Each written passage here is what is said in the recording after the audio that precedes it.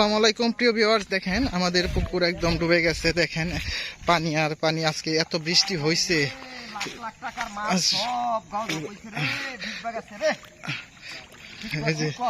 সব দেখেন এই নেটের কারণে পুকুরের যে অবস্থা দেখেন, পুরা পুকুরটাই ভুগেছে। সব ডুবাই লাগছে মাছ রে, সব ডুবাই মাছ গেছে। সব দেখেন এই পানি হয়ে গেছে, আরো পানি হয়ে গেছে এখানে। যে দেখতে পারতেছেন আপনারা, 2 ঘন্টা বৃষ্টি সব বাসায় ফলাইছে। এই অবস্থা দেখেন, এই যে পরিমাণ মাছ গেছে পুকুর থেকে আমাদের, আসলে বলার বাইরে। অনেক মাছ ছিল এই পুকুরে, 2 পুকুরের মাছ। আজকে পুকুরে এই অবস্থা, আর ওই পুকুরগুলার কি অবস্থা অবশ্যই আপনাদেরকে দেখাবো।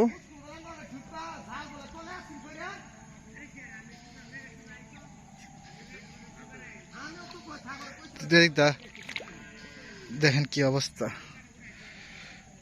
কি একটা অবস্থা হয়েছে দেখেন। খেতে আর পুকুরের ডেল এক সমান হয়ে গেছে পানিতে। দেখেন কি একটা অবস্থা হয়েছে, পানি যে যাইতেছে পুকুর থেকে বের হয়ে, প্রচুর যে মাছগুলা। দেখেন প্রায় আরো পানি হয়ে গেছে এই ইয়াতে।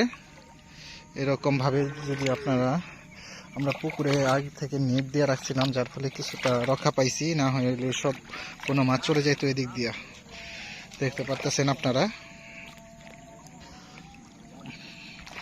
মাহমুদুল এদিক দিয়ে সবাই এখানে উপস্থিত। দেখেন পানি আর পানি, 2 ঘন্টা বৃষ্টি হয়েছে, মাত্র 2 ঘন্টার বৃষ্টিতে কি হয়েছে। ভিডিওটা ভালো লাগলে অবশ্যই চ্যানেলটা সাবস্ক্রাইব করে পাশে থাকবেন, আর আমাদের জন্য দোয়া করবেন। আমাদের প্রচুর লস হয়ে গেল এবার, পুকুরে মাছ অনেকটা বের হয়ে গেছে। পানি কমলে বোঝা যাবে কি পরিমাণ মাছ বের হয়েছে আমাদের পুকুর থেকে। ওই পুকুরে কি অবস্থায় যাচ্ছে ওই পুকুরে, সাথে থাকুন, দেখতে থাকুন। এটা দেখেন কই দিয়ে পানি পড়তেছে, দেখেন ঝর্ণার মতো পানি পড়তেছে।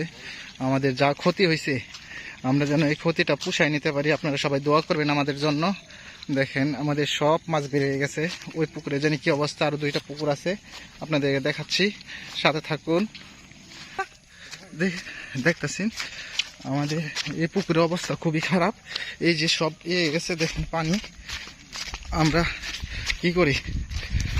দেখেন আমাদের সব মাছ চলে গেছে মনে হয় এই পুকুরের।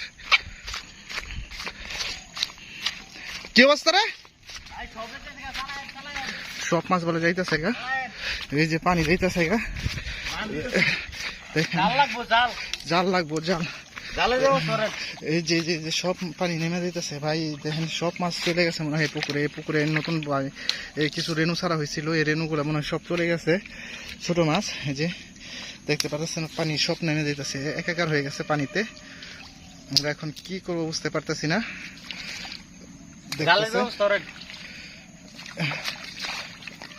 এই যে জাল ছাড়া তো আর সম্ভব না। এদিকে করা, মাহমুদুল খুব চেষ্টা করতেছে আগে ভান করার জন্য। দেখতে পারতেছেন আপনারা,